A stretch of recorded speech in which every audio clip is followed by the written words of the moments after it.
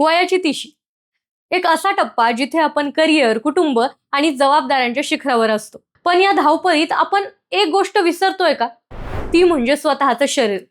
आपण गुंतवणुकीचे प्लॅन्स करतो, PPF बघतो, सोनं घेतो, पण खरी इन्व्हेस्टमेंट तर आपल्या शरीरात करायची राहूनच जाते, नाही का?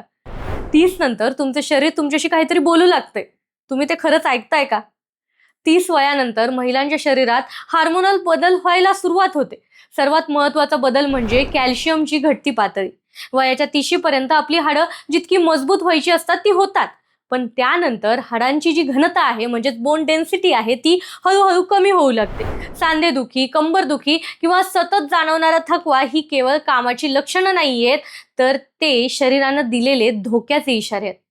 जर आज आपण कॅल्शियमकडे लक्ष दिलं नाही तर भविष्यात ऑस्टिओपोरोसिस सारख्या समस्या घराबाहेर म्हणजे तुमच्या शरीराच्या घराबाहेर उभे राहू शकतात. आता दुसरी महत्वाची गोष्ट म्हणजे थायरॉइड. आजकाल प्रत्येक 5 पैकी एका महिलेला थायरॉइडचा हा त्रास असतो, जाणवतोच. अचानकपणे वाढणारं वजन, मूड स्विंग्स, केसांचं गळणं किंवा झोप न येणं हे सर्व तुमच्या बदलत्या हार्मोन्सचं लक्षण आहे. आता आपण म्हणतो, अरे मी तर काहीच खात नाही, तरी कसं काय माझं वजन वाढतंय?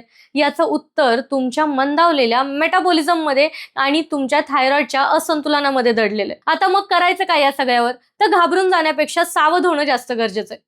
नियमित तपासणी करा. वर्षातून एकदा तरी थायरॉइड, व्हिटॅमिन डी आणि कॅल्शियमची टेस्ट नक्की करा. दुसरी गोष्ट म्हणजे आहार. तुमच्या आहारामध्ये दही, ताक, दूध, नाचणी, हिरव्या भाज्या, पालेभाज्या अशा प्रथिनांयुक्त फूड्सचा समावेश करा. प्रोटीनयुक्त फूडचा समावेश करा. तिसरी गोष्ट म्हणजे व्यायाम. तासनतास जिममध्ये जाण्याची गरज नाहीये, पण रोज किमान 30 मिनिटं तरी वेगानं चालणं किंवा योगासनं तुमच्या शरीरासाठी संजीवनी ठरू शकतात. आणि चौथी आणि सगळ्यात महत्वाची गोष्ट म्हणजे मानसिक आरोग्य. 30 नंतरचा जो तुमचा स्ट्रेस आहे ते मॅनेज करणं ही सुद्धा एक प्रकारची हेल्थ इन्व्हेस्टमेंटच आहे. बघा, तुम्ही तुमच्या घराचा कणा आहात. जर हा घराचा कणाच कमकुवत झाला तर घर कसं काय उभं राहणार? तुम्ही स्वतःसाठी वेळ काढणं हे म्हणजे स्वार्थीपणाचं लक्षण नाहीये, तर ती एक जबाबदारी आहे.